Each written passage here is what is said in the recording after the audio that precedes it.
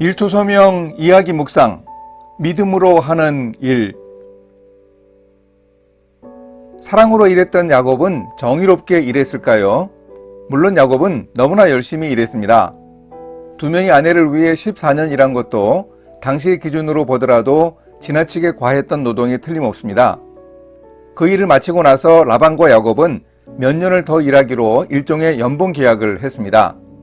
외삼촌 라반이 내가 무엇으로 내게 주랴 라고 물었는데 사실 라반은 주고 싶지 않았을 겁니다. 야곱이 그걸 알아차립니다. 내게 아무것도 주시지 않아도 된다고 합니다. 이것만 달라고 했는데 야곱이 제시한 조건에 뭔가 치밀한 계획이 담겨 있었습니다. 야곱의 놀라운 유전공학이 숨어 있지만 여기에 야곱의 믿음도 담겨 있었습니다. 미지의 어둠 속에 야곱이 무모하게 뛰어든 것은 아니었습니다. 14년 동안 일한 목축에 빅데이터가 담겨 있었습니다.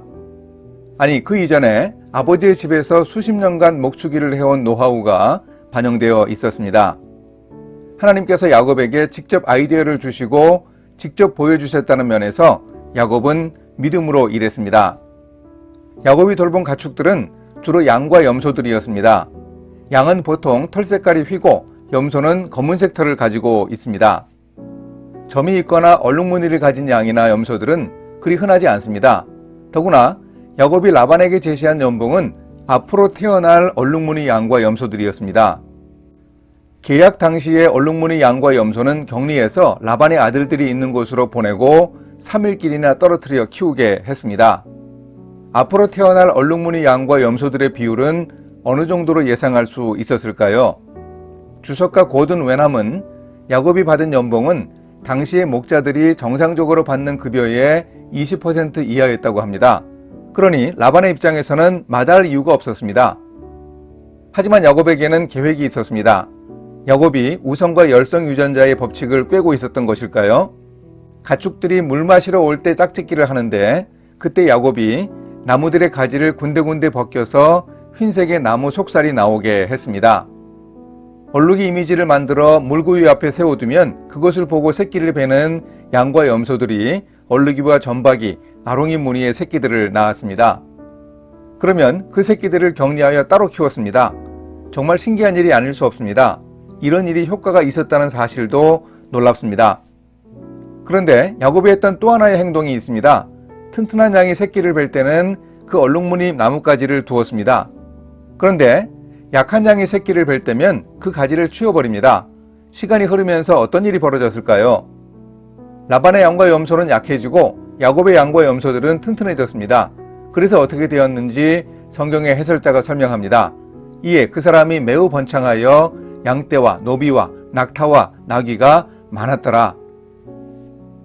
이 행동의 윤리성을 우리가 생각해 봐야 합니다. 야곱의 능력과 수완을 인정하지만 자기 소유의 양들만 튼튼하게 한 일은 비윤리적입니다. 일반적으로 태어나는 비율보다 높게 얼룩무늬 양이 태어난 것도 문제의 소지가 있었습니다. 흰 양과 검은 염소가 약하도록 한 행동은 정의롭지 못했습니다. 야곱의 이 행동은 믿음 있는 사람의 모습이 아닙니다. 그런데 나중에 야곱이 고백합니다. 하나님이 이같이 그대들의 아버지의 가축을 빼앗아 내게 주셨느니라. 그 양떼가 새끼 뵐 때에 내가 꿈에 눈을 들어보니 양떼를 탄 수대양은 다 얼룩무늬 있는 것과 점 있는 것과 아롱진 것이더라. 꿈에 하나님의 사자가 내게 말씀하시기를 야곱아 하기로 내가 대답하기를 여기 있나이다 하매 이르시되 내 눈을 들어보라. 양떼를 탄 수대양은 다 얼룩무늬 있는 것, 점 있는 것과 아롱진 것이니라. 라반이 내게 행한 모든 것을 내가 보았노라. 창세기 31장 9절에서 12절. 하나님의 사자가 야곱에게 이렇게 말합니다. 라반이 내게 행한 모든 것을 내가 보았노라. 불공정한 야곱의 일터 상황을 아시고 하나님이 조정을 해주셨습니다. 14년 동안 무임금 노동을 하다시피 했던 그 보상을 하나님이 약속하셨습니다. 야곱은 이런 사실을 하나님의 꿈을 통해 지시받았습니다. 하나님이 보여주신 사실, 그 이미지를 분명하게 확신했습니다. 이것이 야곱의 믿음입니다. 하나님이 이적을 보여주실 것을 확신했습니다. 이 믿음을 가지고 야곱은 그 목표를 이루기 위해서 노력했습니다. 우리도 우리 일의 결과를 눈으로 그려야 합니다. 하나님이 우리에게 약속하신 귀한 것들을 바라보아야 합니다. 이것이 믿음입니다. 하나님이 베푸신 이적을 우리가 믿어야 합니다.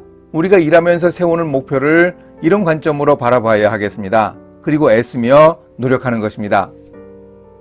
야곱처럼 꿈에서 일의 지혜를 얻을 수 있습니다. 집중하고 몰입하면 생각이 차고 넘쳐서 아이디어가 떠오르기도 합니다. 야곱은 사랑으로 일했고 믿음으로 일했습니다. 그럼 또한 야곱에게 소망이 있었을까요? 함께 기도하십니다. 하나님 아버지, 야곱에게 지혜를 주시고 그 지혜로 일하게 하신 하나님을 볼 수 있습니다.